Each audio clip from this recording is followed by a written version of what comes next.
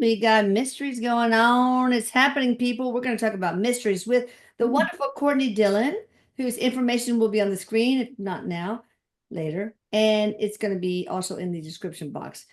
Erik, you're going to help us, right? Erik is my son on the other side. He's right. Sorry, he has his like a magnifying glass and a Sherlock Holmes hat today. Oh, mysteries. These are weird mysteries too. It's kind of cool. These are all from a particular um, um, client that's really wonderful and has some fascinating stuff. All right, Mm. here we go. Let's start. Okay. An interview with the Count of Saint Germain. First of all, did he really exist? Saint Germain?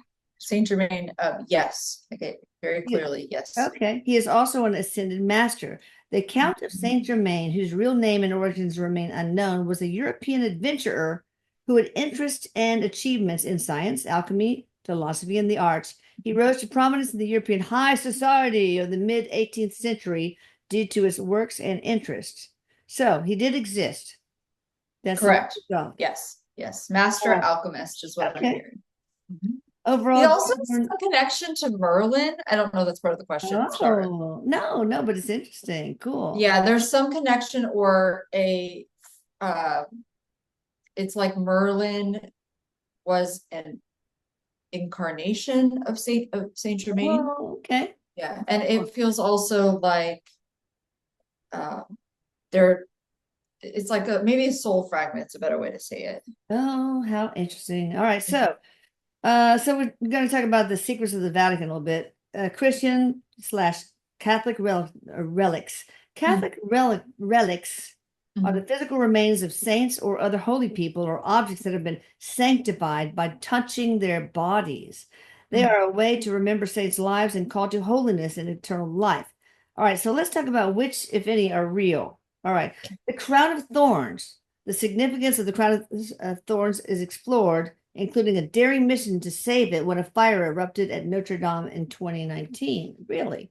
So So, is it the question is it the crown of thorns, is it real? And was it rescued from the fire of Notre Dame in 2019? was it real? Yeah, Um,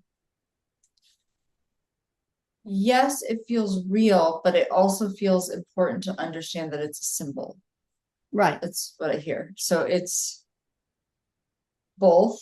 Okay. Was it rescued from what's the sorry, the second part? Was it rescued? Yeah, what was it actually in existence in Notre Dame and then rescued in the fire of 2019? I hear no. Okay.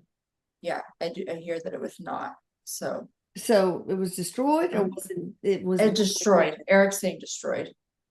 oh wow, but it was there.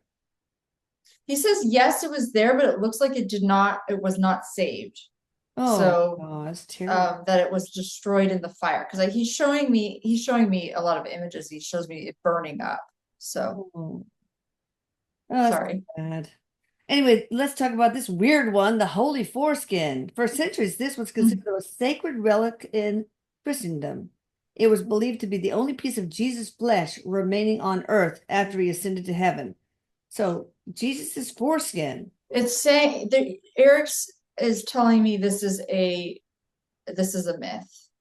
That Okay. this in fact some of them are real. Some of them are real, but this one is in fact he's telling me it's a wives' tale and it was like spreading through villages and people were talking about it, but in fact it didn't exist. All right. This is Got it. according to Erik. Okay. All right. The head of the Saint John the Baptist, according to the Bible, King Herod beheaded Saint John the Baptist. What a nasty thing to do. Mm. The forerunner to Jesus Christ. The church displayed his crowned head in a gold and silver bejeweled reliquary in Rome's San Silvestro in Capite. Oh, so the church displays his crowned head? Is that really true? It Is it? does look like this is true. I'm seeing it. He's taking me back to the event, and I'm like, oh my God, that's awful. But this one does feel true to me. I can see it. How do they cure it? I mean, because it's got to start decomposing. There's some type of he's showing me different herbs that they would use. It's kind of grotesque and horrifying as we're talking about it, but this is what I'm getting that they would use different herbs and sort of like Like mummification almost. something like that. Yeah. Wow. So it's there in this in Rome's San Silvestro in Capite. Wow. Okay. The Holy Cross of Brazil. Mm. About that one. What is the question? Is it real? Is it there? I don't know. I mean, isn't that big Holy Cross that's in Brazil? I'm not really sure. That's all it says. Uh, if it does feel like there's a Holy Cross in Brazil, Yeah, absolutely. okay. Yeah. The true cross. Where are the fragments, if any? Many fragments of wood are claimed as relics of the actual cross used in the crucifixion of Jesus, but it's difficult to establish their authenticity. There's a So, lot of people throughout history who have claimed that they have, a part of the true cross or part of, whatever. But it looks a lot, he's telling me a lot of it is just like trickery is yeah. the word I hear. It's Trying to a make lot of pretenders, it's a lot of trickery. Maybe this is a better way to ask the question. Does yeah. the true cross exist in any form? Um, he says no. No, it does not. Oh, It wow. is part of the earth now. Oh, okay. So it decomposed. Yeah, but he says to be careful with these questions because it's important to remember, and they're fine. They're good questions. Yeah. They're not bad. But he's also saying it's important to remember the symbolism behind a lot of these things, and That that what they powerful. represent for us as divine and sacred humans, right? And so um he wants us to really think of these images, as a representation, but also what do they mean to us personally? And that's really an important key concept here. Well, that makes sense. So, I mean, obviously, wood does not last forever. I remember my abuelita and abuelito in Spain, they gave us each crosses, and in that cross was a little compartment with dirt, and it was said Mm. to be the dirt around the cross of Jesus Christ. Was that really true? No, I didn't even have, sorry. I don't even No. know where it went. Okay, yeah, people want to make money, right? This is a little, Exactly. That's what it feels like yeah. for a few of these things. Although the head one, I wish it wasn't true because it's horrible, but it does feel true. Yeah. All right, the Holy Grail. Which one is the real one? In Spain, in Italy, or neither? I didn't know there was more than one. The Holy Grail is in Spain, in Italy, neither. He's saying Spain. Okay. The Holy Grail, let me read more. The Holy Grail uh, is a legendary artifact that is said to have been brought to Spain and Italy and the subject of many claims and theories. Spain, the Santo Cáliz, an agate cup in the Cathedral of Valencia, is the most commonly claimed to be the Holy Grail. Legend. The cup is said to have come from Jerusalem to Rome and then to Spain in the 3rd century. Mm. Evidence. Spanish art historian Ana Mafe Garcia claims that the cup is the real Holy Grail based on its form, measurements, and inscription. Location. It's in the Cathedral of Valencia.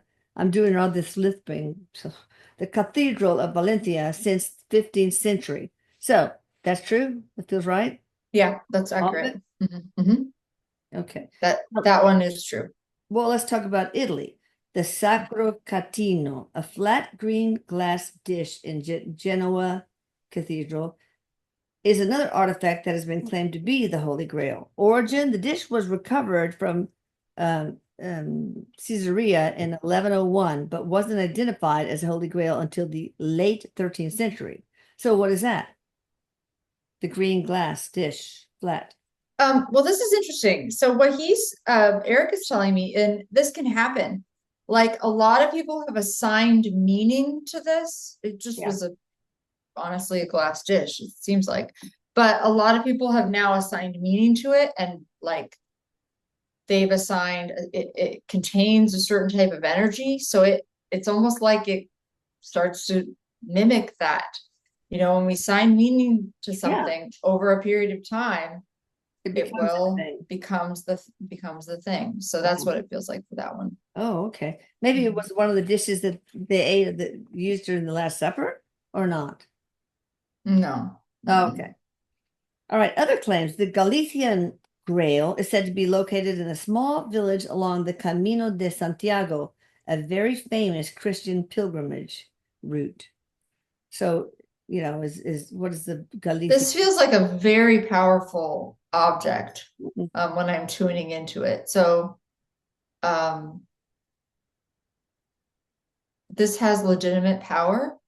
People visit it and receive healing by this grail. So he's reminding us also that if we tune into any of these um, symbols, Yeah. we can imagine receiving the energy from that symbol, even if we are not physically able to travel to Spain, for example, or even if we're not able to travel to, wherever else, that we can actually, if there's some type of magical place you want to visit, he's showing me Egypt, for example, you can receive the energy in one of the pyramids, Yeah. even if you can't go there.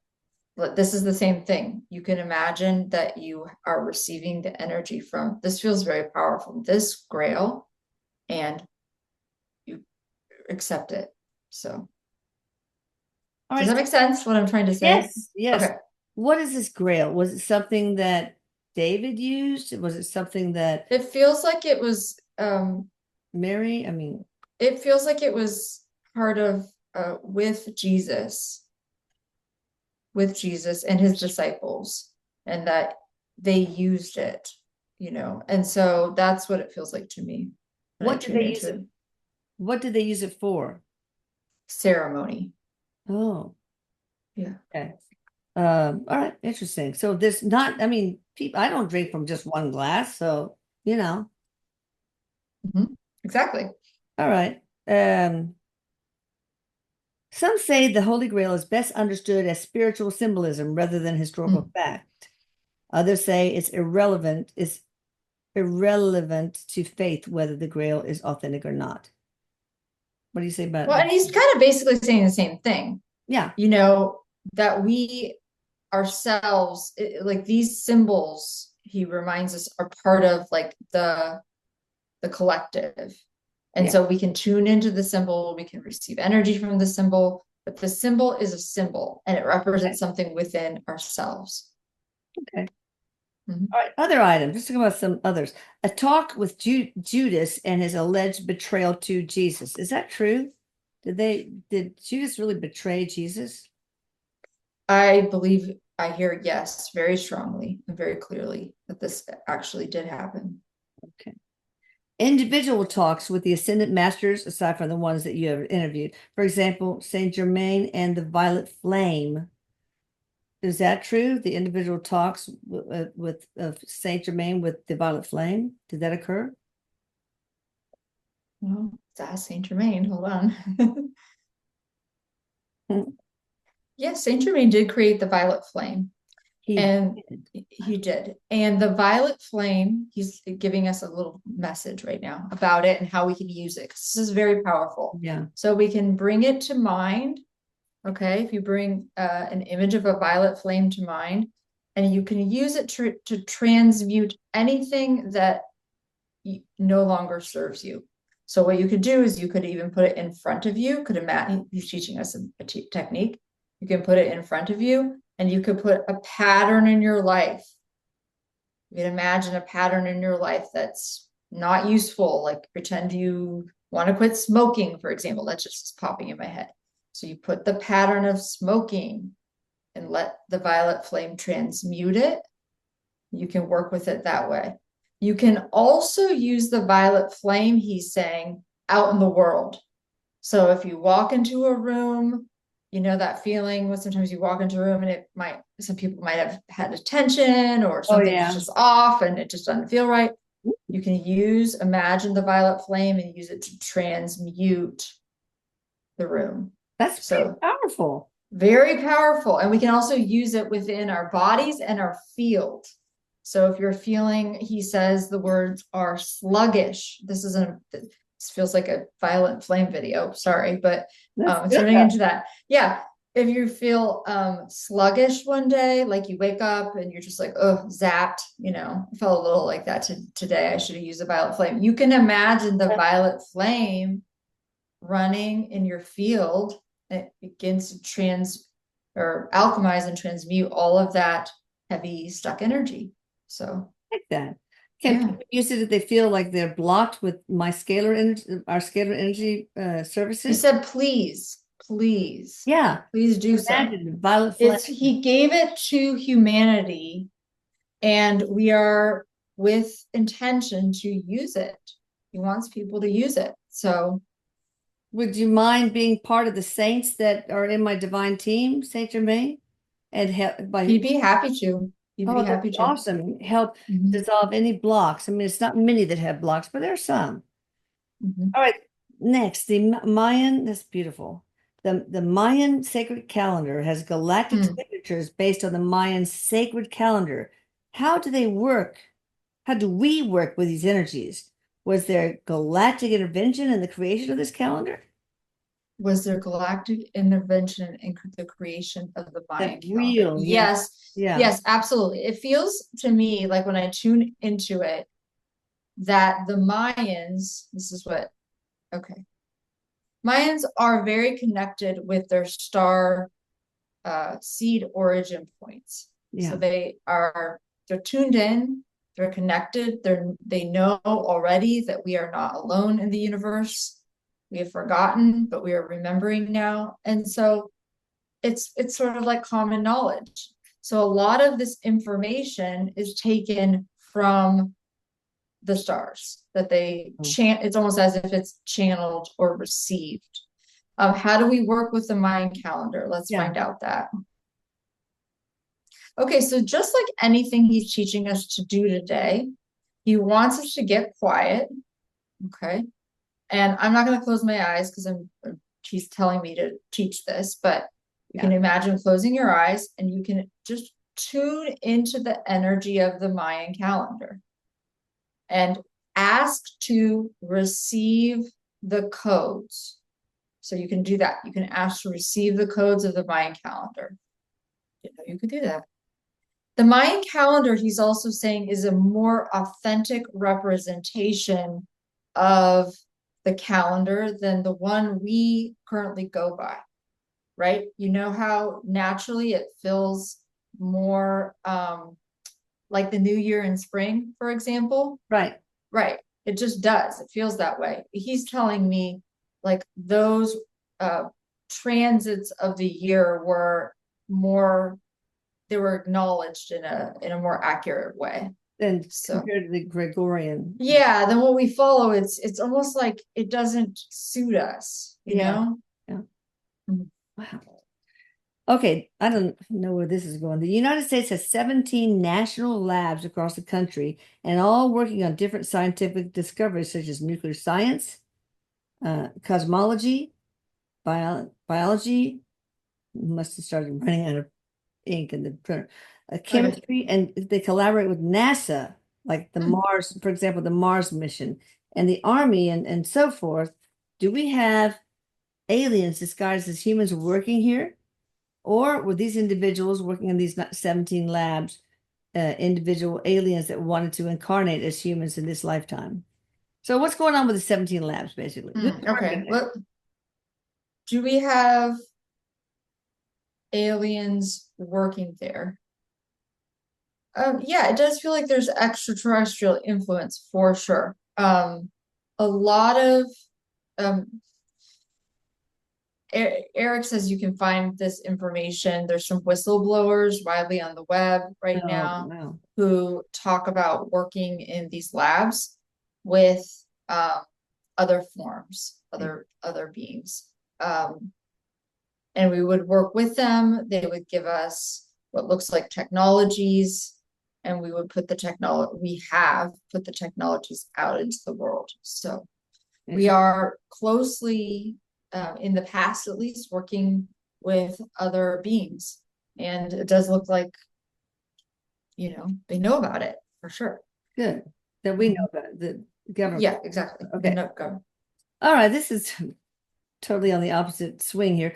The Romanov family from Russia and their thoughts on Putin, and learning more about their lives in a dedicated session. No, this is not a dedicated session for the Romanov family, but anyway, the Romanov family, what do they think about Putin? President Putin, or whatever you call him. Sorry, switching gears. Mhm. Family, what do they think about Putin?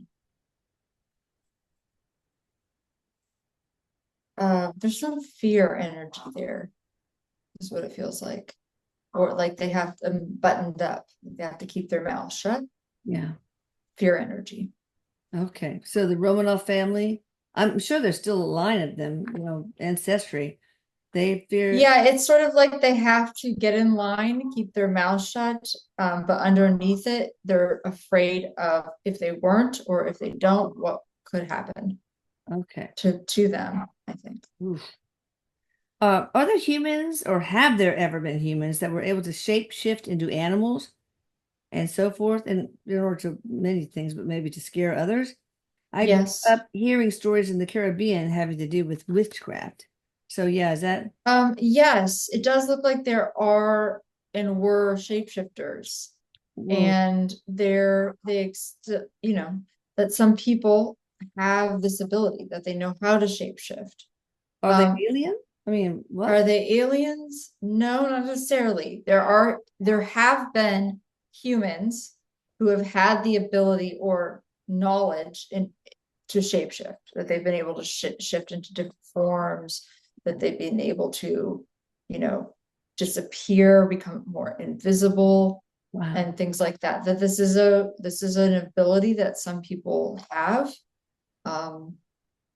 It's not as common anymore, Yeah. but in previous times when people were more connected with the earth in particular, Oh, yeah. and more connected to animals, Yeah. they would sort of have some knowledge of how to do these things. Well, what did they most commonly shift to? It feels like birds, actually. Right. Yeah. You Okay. I can was gonna say see wolves. it's strange, but that's the first thing I saw is like these. The way I would describe it is, this is like sort of strange, but it's like these humans, and I can see like wings kind of coming on the back. Oh, Yeah. interesting. All right. Did Buddhists and Bodhisattvas, Buddha to be? Okay, so there's Buddhists and there's, The bodhisattvas. yeah, okay. Okay. Thank you. Welcome. Buddhists to be and Buddhist goddesses. Is it real? Do they really exist? Goddesses were also considered Bodhisattva. Bodhisattvas. Yeah. Okay. Okay, you say it. So they're asking, this question is asking if, Well, are they just an energy from Buddha himself? For example, different manifestations of Virgin Mary throughout the world, that exist. So, how do you work with these? Do you just call on them? Do they call on us? So, anyway, what are these? The Buddhist God? Yeah, you answer because you know more about them than I do. I don't really know a ton actually, but I will ask the question. Give me a second. Yes, these gods, these goddesses exist, Oh, and you can call on their energy to assist you in your life.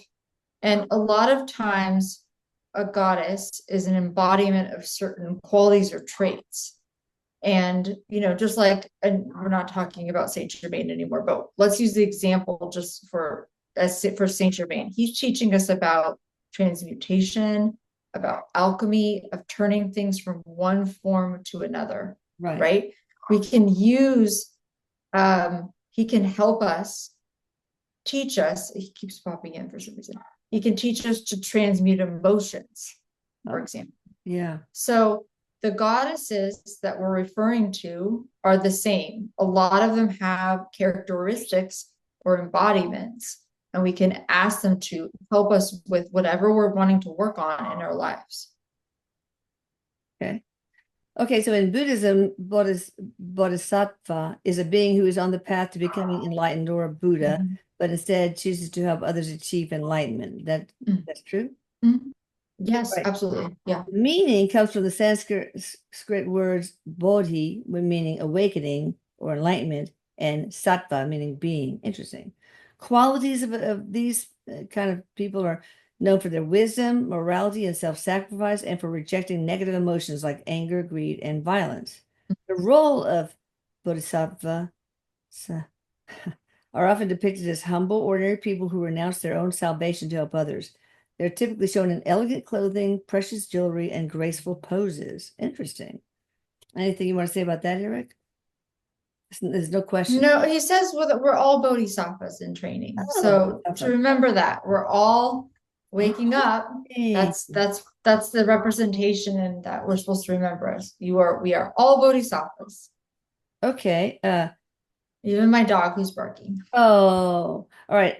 You're gonna help me with this. Avalokitesvara. Avalokitesvara, No idea. also known as Guanjin in China, is a well-known Mm. Bodhisattva. Is that sattva? In Japan, the goddess Tara was given the rank of Bodhisattva sattva and considered in combined aspects of the Tibetan Tara. I don't know what to say about that. Different groups of Buddhists may have a different understanding of the term Bodhisattva. Sattva.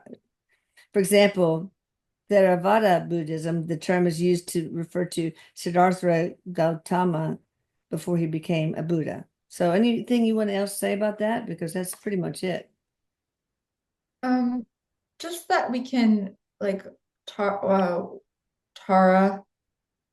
feels like there's like a green energy around her Oh, when you tune into her, and you can if you feel drawn to these goddesses, if you feel drawn to any of them, it's likely because you've had a past life in whatever lineage that is, okay. and you might be called to work with them again. So that's something to know. Interesting. Erik, anything else you want to say before we close? Because that's about it. Interesting. Fascinating. We are all Buddhas in training. That's right. Here to wake up and remember that. Without the ornate garb, in my case. We don't need an ornate garb, but you Okay. know, that's what you remember. Well, thank you. You guys subscribe, Thank you. hit the notification bell, and hit the like button. We're 98,400 or something like that. We need Close. 1,000. We're so close, people. So close. Drag We us, can do it. yes, drag us across the finish line, please. And hit the like button too, because they like that, I guess. All right. Thank you, Courtney. Check her out in Thank you. the box below. Bye. I love you, Erik. Bye. Thank you. Bye-bye.